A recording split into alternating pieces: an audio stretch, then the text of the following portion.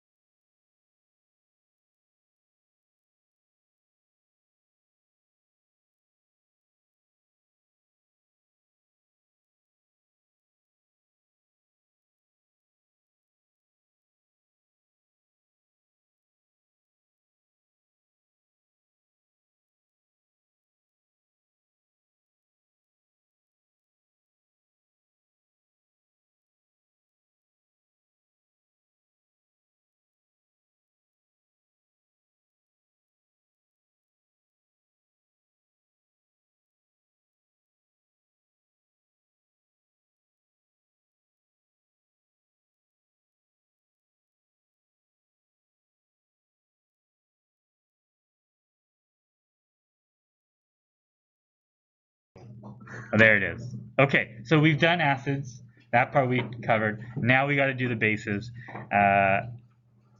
Not a whole lot different. And it is going to tell you if it is an acid and base, so that's one less thing for you to worry about. There's different ways you can do this. So if you go later to look this up on like Khan Academy or something like that, they may teach you a slightly different method. And it will work, but I don't know. I personally find this way better. So it's really up to you. Do whatever I tell you. You can ask Ms. Faulkner. She has a slightly different way. It also works. You can ask Mr. Donahue. He taught it last year.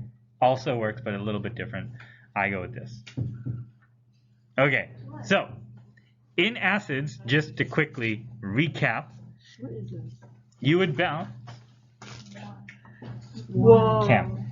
You would balance it by adding water to one side to balance the oxygens, and then you would add H's on the other side to balance the hydrogens.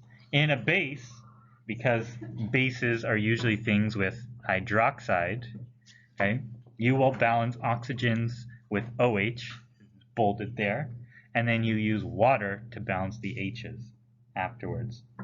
I know, it's crazy. So here's an example. We have chromate reacting with iron ions. I did not write anything, no, not yet. And then it becomes chromium 3 plus with iron 3 plus. And again, just like with acids, oh my goodness, oxygen disappeared. Where did it go? Okay, so real quick, oxidation numbers. Always have to do that. -2 to start. We got 4 of them, so the total is -8. Okay, so this has to be +6 because we have to account for that too. Yeah, this is +2. That's easy. +3 and +3. Okay, so chromium is going from +6 to +3. That's more negative. That is being reduced. Right? That's the problem. There is no oxygen. So that's why we have to balance it with hydroxides. And then, iron goes from 2 to +3. That is being oxidized. Okay, so again, overall, number 1, first thing you always have to do is assign your oxidation numbers and figure out what's being oxidized, what's being reduced. Got to be your first step. Number 2, after that, is anyone write the half reactions. Nice. Write the half reactions. So I'm gonna switch slide. Kabloop. Oh, we already did this. Come on, man. Oh, I did all that effort figuring out for nothing because it's on the next slide anyways. I've already talked about this, but here's a formal note about it. But there's our half reactions. Hold up.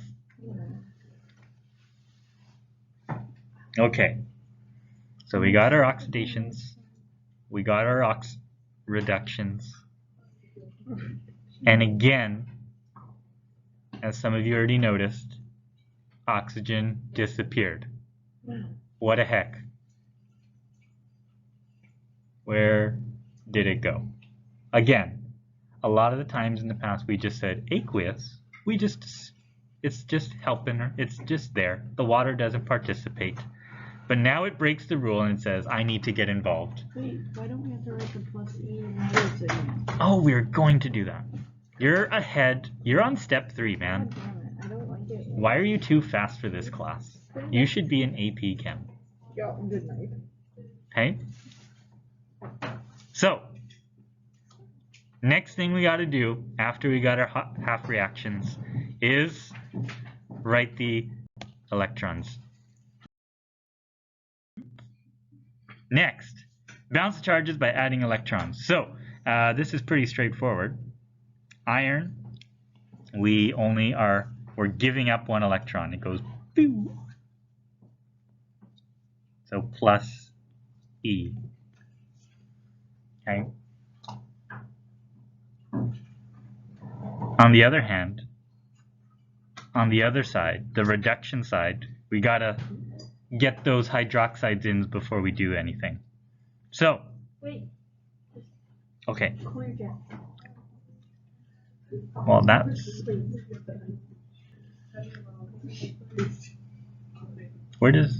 Why cool the jets? Because jets make you go faster. Cool. The thing is, if you cool it, you have to basically start over from point 0. You can't just half cool it and then expect that everything's going to be good. It's emotional conversation.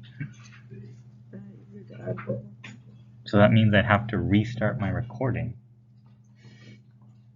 And I don't want to do that. Yes. So you may see that note at the bottom. You may sometimes find it easier, and by sometimes, I mean literally all the time. So I don't even know why I wrote sometimes. You will find it easier to add double the hydroxide to begin with. Okay? So if you think you need 4 oxygens and you're going to put in 4 hydroxides, double it. Make it 8. Okay?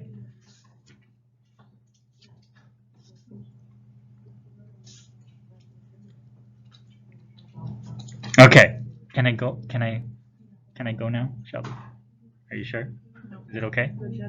Okay, great. All right. So we have the 4 oxygens right here. We have to do something about that. We got to add hydroxide. So, like I said, if you think you need 4, double it. If you think you need 2, double it, or whatever it may be. So we should add 8 hydroxides. What is that? That's a very poor plus sign. Okay. That's the half page. That's yeah. There we go. There's a slightly better slanted plus sign. 8OH. Or also means 10 in other languages where they use weird symbols. Okay, let's not get into science. I understand that.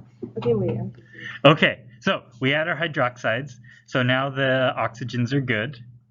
But now we have the hydrogen problem. So how many hydrogens do we need?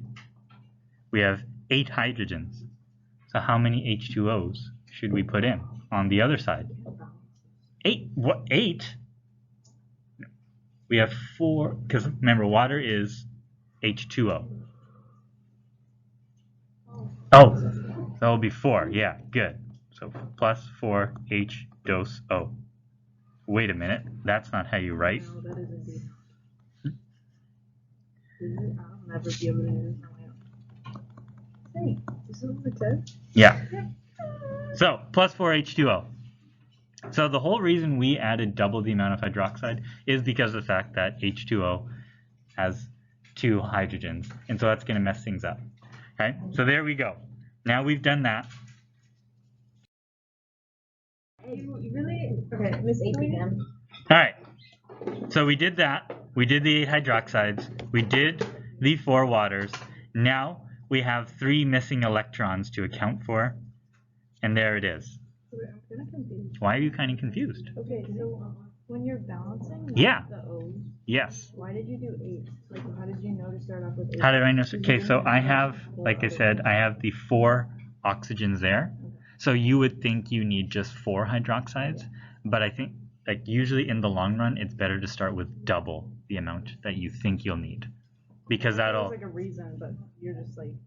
Well, because the reason ends up being because water has H2, Yeah, you just have to, H2O, and so yes. yeah, so you're preemptively putting double the amount So you if it was need. 5, you would do 10. Yeah, exactly. Thank God I know how to do Times 2. 2. Yeah. You made it to grade 12, and that's the takeaway, that we can double things. Yay. Whew, 6 years. And that's the takeaway. So I was useless things. All right. So lastly, we added our electrons, because again, we did go from plus 6 to plus 3. So that means 3 electrons were moved. You aggressive boy, that was really good. Weird. Excuse me. Oh, there we go. Sorry, hiccuped. Okay, hold Or I suppressed a hiccup. So why are there 3 electrons? Why are there 3 electrons? So if you remember, our original oxidation number on chromium was +6. We've gone down to +3. So that means 3 electrons were taken in by chromium. Okay, where's the no space to it? Yeah, that's why I pointed it out, Alex. Okay. Not the sass.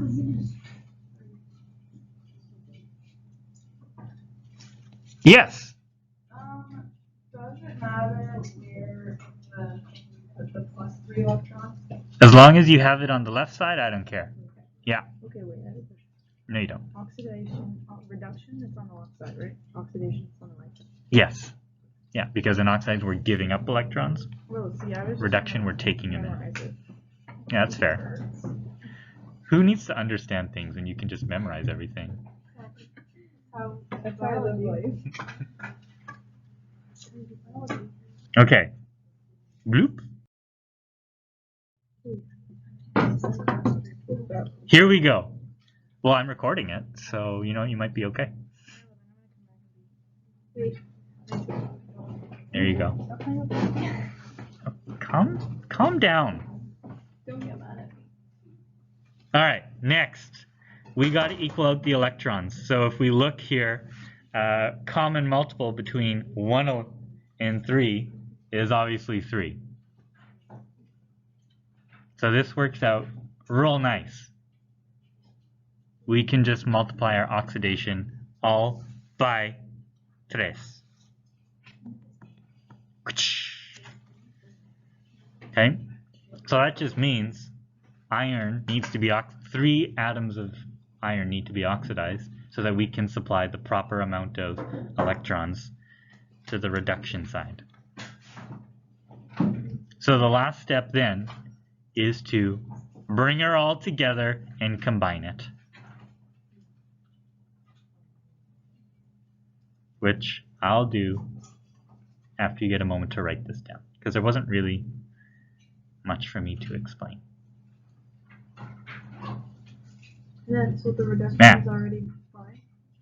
The reduction one is okay just because, because the common multiple between the 1 and 3 is 3. It's already 3, so don't got to do nothing there. Maybe next year I'll just post this video for the kids and forego actually doing it. Absolutely.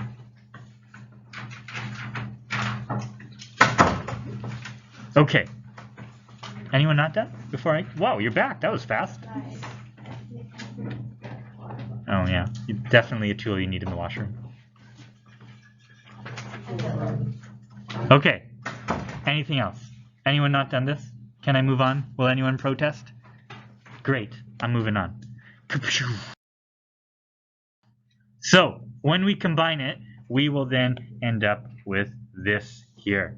Great. Amazing. We did it. Okay, so notice that the electrons had canceled. Don't have to write that. And now we're left with 3 irons reacting with 4 waters and a chromate. And we get 3 irons, a chromate, and 8 hydroxides. Beautiful. You're off. Sure. Okay. Overall, to conclude. Ooh.